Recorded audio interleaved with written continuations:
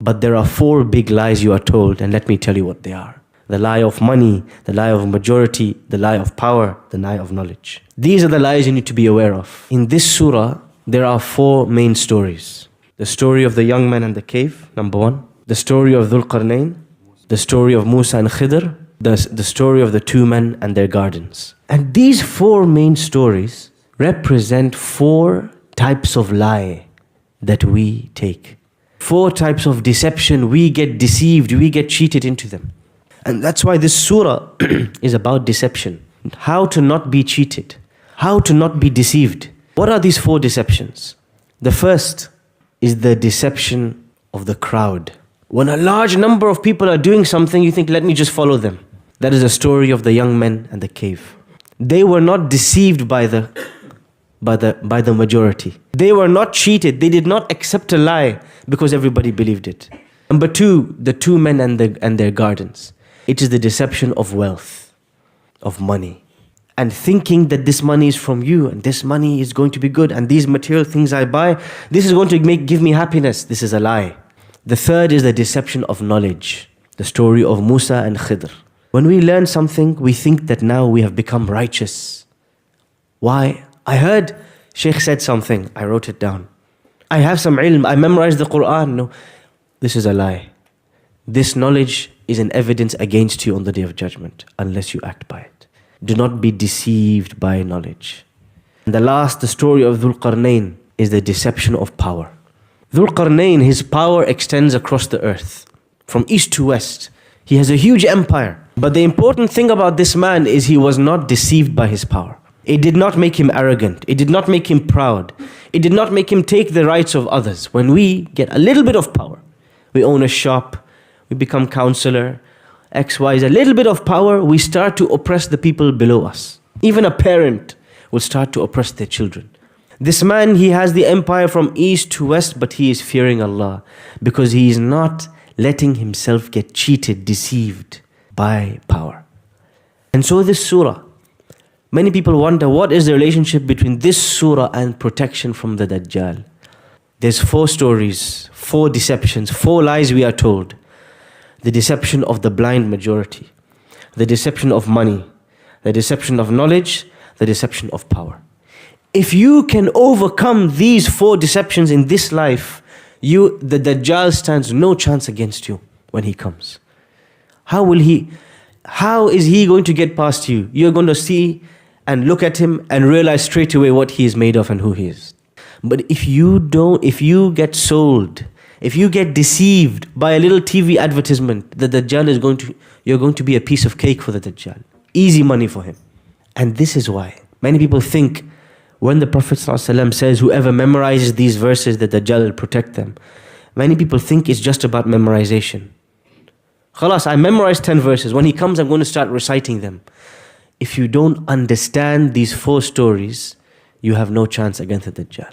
Surah Al-Isra talks a lot about Masjid Al-Aqsa and the journey the Prophet ﷺ takes from here, from Masjid Al-Haram to Masjid Al-Aqsa to the heavens and back.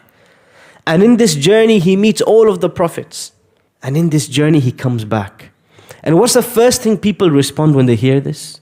Muhammad ﷺ is, they say he's lying. He's deceiving us. Surah Al-Kahf comes to say, he wasn't lying. But there are 4 big lies you are told, and let me tell you what they are. The lie of money, the lie of majority, the lie of power, the lie of knowledge. These are the lies you need to be aware of. Muhammad ﷺ is truthful. This whole surah, one of the biggest focuses, again, start, middle and end, a focus on the Day of Judgment.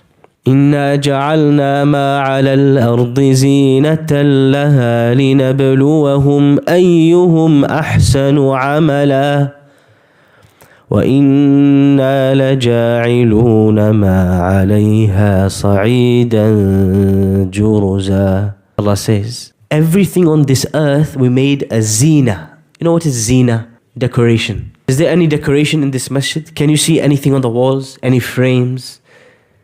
Not really. Masjid is not a place for a lot of decoration. But if you go to your house, if I take out all the decoration, I remove the frames, I remove the bukhur stand, I remove this and this, can you still live in your house? Yeah, of course. The decoration is just the toppings, something nice to look at. But it's not the core reason your house exists. You have a bed, you have a roof, that's the main thing. You have a kitchen to cook in. The decoration is a bonus, it's an extra. Allah says, we made everything on this earth a zina. It's decoration. It's beautiful, but if I removed it, you can still live your life. So what is all this decoration for? These cars, this wealth, these clothes, these families that we have. What is it for? لِنَبْلُوَهُمْ, to test you. أَيُّهُمْ أَحْسَنُ عَمَلًا, who is going to be the most best, the most beautiful in their deed. وَإِنَّا لَجَاعِلُونَ مَا عَلَيْهَا صَعِيدًا جُرُزًا, and we are eventually going to make everything on this earth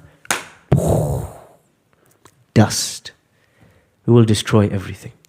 That means there is another lie, the fifth lie, the dunya that we live in. This is the biggest lie.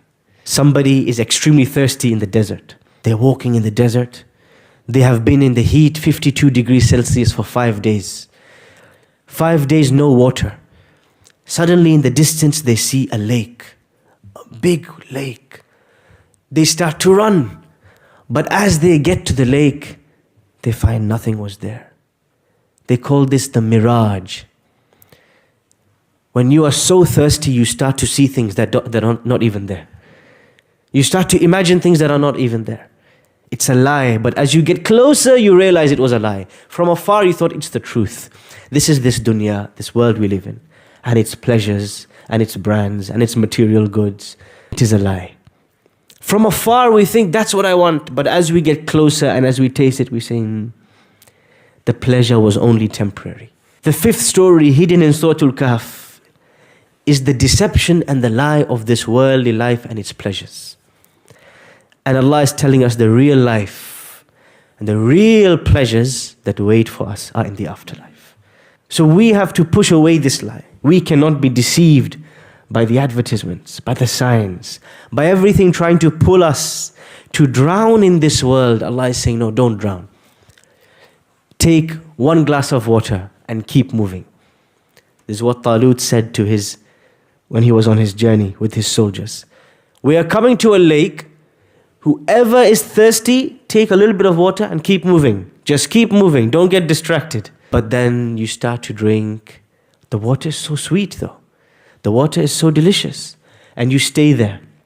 The Prophet ﷺ, he says, this world, he said, it's like a shade. And I am a traveler in the desert. And I just stop, I pause, and then I keep moving. The idea of this world, we should keep it moving. Don't get stuck. إِثَّاقَلْتُمْ إِلَى الْأَرْضِ, Allah says, don't get stuck to this earth. Don't drown in it. Don't get immersed in it. Eat for sustenance. Drive to get from A to B. Wear clothes for the beauty, for the blessings of Allah. But keep it moving. Do not think that this world lasts.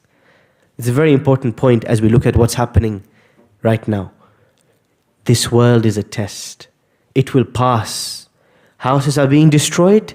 Well, everything will be destroyed. وَإِنَّا, Allah promised us, لَجَاعِلُونَ مَا عَلَيْهَا صَعِيدًا جُرُزًا. If not today, tomorrow, everything will be dust. Get used to the dust. وَكُلُّ الَّذِي فَوْقَ التُّرَابِ تُرَابُ. Everything above the dust is going to be sand as well. This is the reality of this dunya. It is passing, it is temporary, its pleasures will not last. So do not get stuck here. This is the message of Surah Al-Kahf and its relationship to the previous surah and its relationship to the Dajjal.